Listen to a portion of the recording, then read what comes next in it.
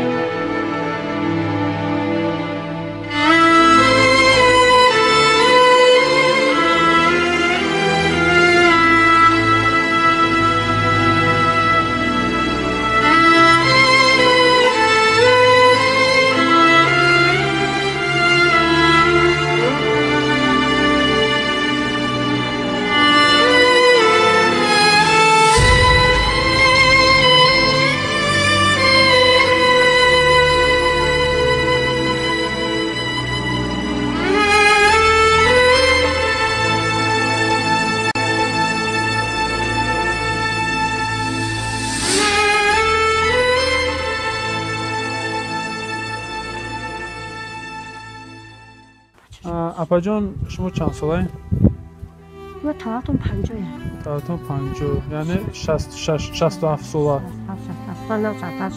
68 ساله. زندگی را چه پیش میبرین اپا جان؟ زندگی اینا گفتم که دولت مرا 20 متر 200 ای ما بیما من نگاه کردم استم کی متر من یکی میخرم دیگه نه کوی کوری دارم نه بچه دارم نه مستفیدم هست که مثلا پنسیا بگیر حتما بخره پیش کنم 200 تومان پنسیا میگیرن اما خواهی زندگی را پیش میبرین؟ به همون پیش میبرم. یا نبیرتون رو نگاه میکنید؟ نه نبیرتون با دکترم دادم که با چه میتونم نگاه کنم. 6 ساله بود نه حرف میخونم. اپا جان همین چیزی که ما آوردگیم همیشه ما غریب بچه‌ای که در آسیا کار میکنن همو یک 100 روبل 1000 روبل 500 روبل هم خیلی جمع میکنن ما داروی میکنن ما میخریم هم خیلی اویلوی کمیزاد هم میبریم در حق همو یاد دعا میکردین خدا جان ما مایده میره یاد دعا میدادین خیلی خدا اونتون درست کن و هم بچه رسیار خدا سرسان میکن امری درست کن وقتی خوش خدا ما درست شد رحمت کنی داریم چی مراد این وقتی داره خدا جان درست کن خطا باشه پروردگار امری درست کنی وقتی خوش کنی فرزنددار باشه زندار باشه امرای درست کنی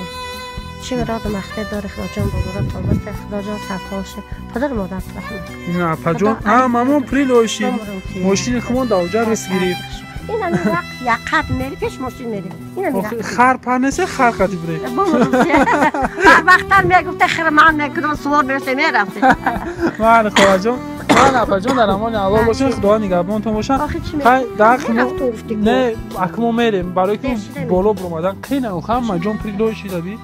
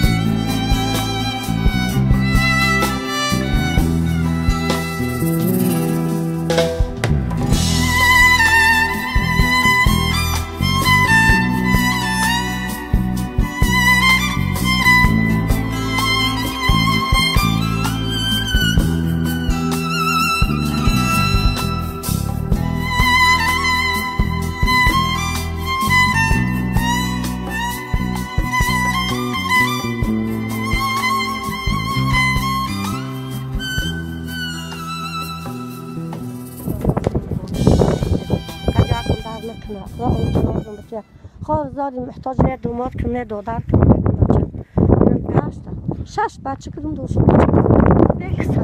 شش نفر 6 بچه انشالله مستفید مستفید مرد که خوب مهنت کش مرد که خوب در من خدا جان خیلی شما رفتم میگیرین رفت دیگه از اون نزدیکتونه دوستا میریم من در امان الله باشه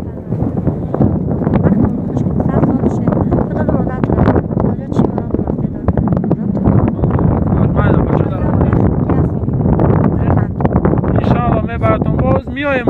و تراکتور میخریم میایم من انشاءالله که صاحب موشیش نمیاییم من دعا کنیم که ما صاحب زن شد صاحب موشی میشه شوخی کردم من نه زن دارم من اپا جان در امان خدا من الله اکبر من